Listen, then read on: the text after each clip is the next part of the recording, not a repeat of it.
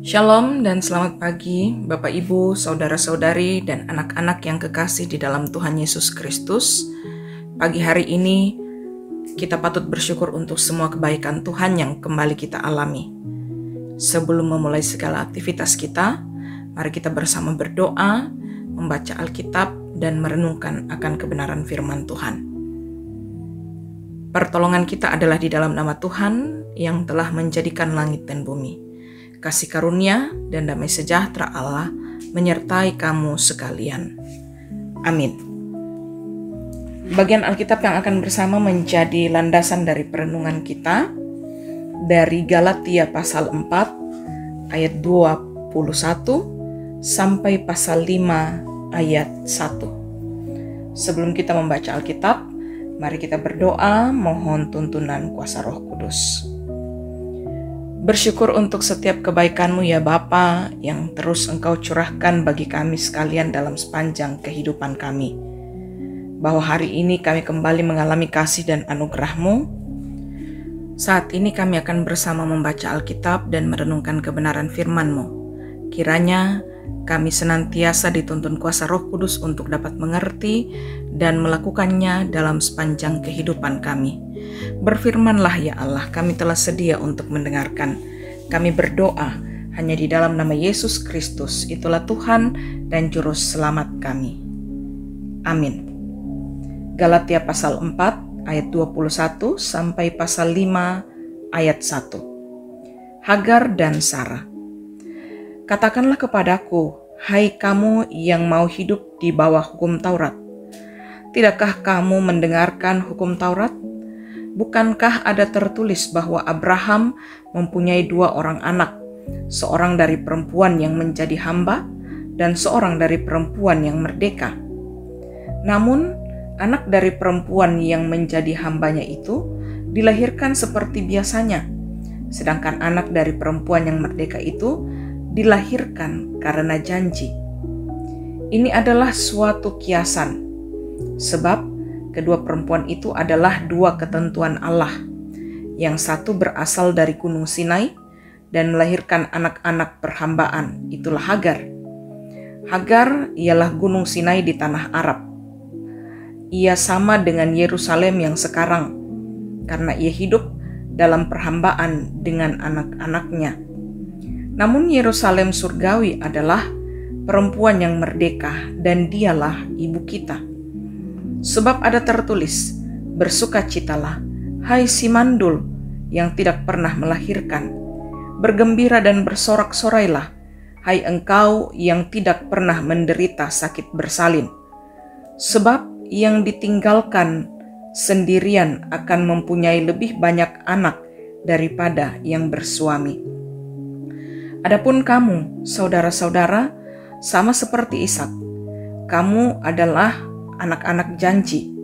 Namun, sebagaimana dahulu dia yang dilahirkan seperti biasanya menganiaya yang dilahirkan menurut roh, demikian juga sekarang ini.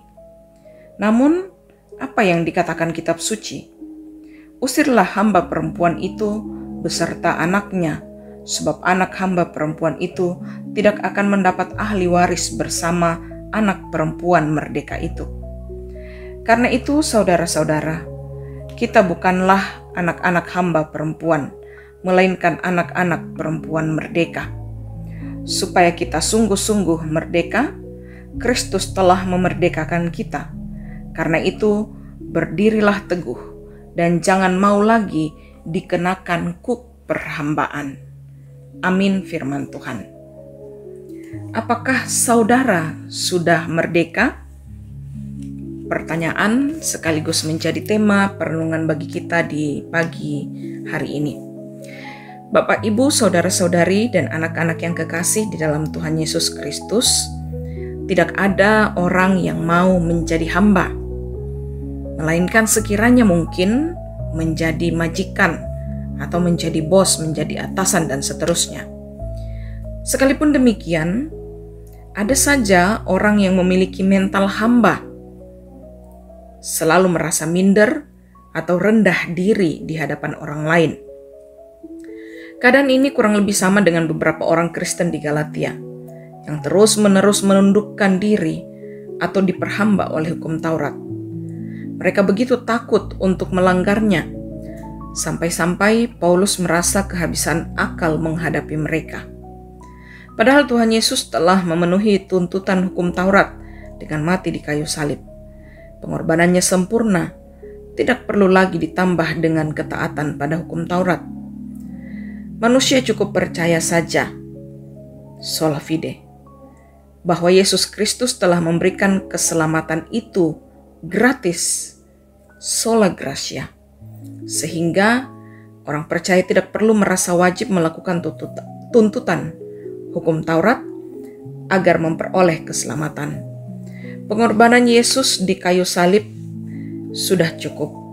Tidak perlu ditambah korban lain berupa keterpaksaan untuk melakukan hukum Taurat, sekalipun hati tidak mau melakukannya. Termasuk untuk kita pada saat ini.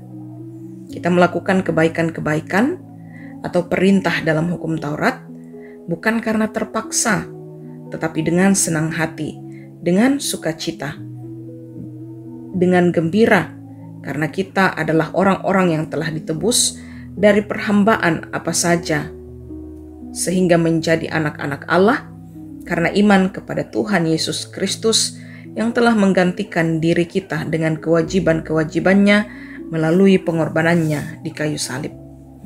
Dialah pahlawan yang membebaskan dari perhambaan pada hukum agama. Berharaplah kepadanya, karena sesungguhnya Dia telah memerdekakan kita. Amin. Mari kita berdoa. Kebenaran firman-Mu telah diperdengarkan bagi kami, ya Bapa Sorgawi, dan kemudian terus menegur kami, mengingatkan kami bahwa kami adalah orang-orang yang telah ditebus dari kuasa dosa. Maka kami tidak lagi boleh memperhambakan diri kami terhadap dosa, melainkan kami harus taat dan setia melakukan kehendak Allah yang adalah Tuhan dan Juru Selamat kami. Kiranya kuasa Roh Kudus terus meneguhkan iman kami, karena kami menyadari sesungguhnya menjadi pelaku firman bukanlah hal yang mudah. Namun dalam tuntunan kuasa Roh Tuhan, kami akan senantiasa menjadi pelaku firman yang taat.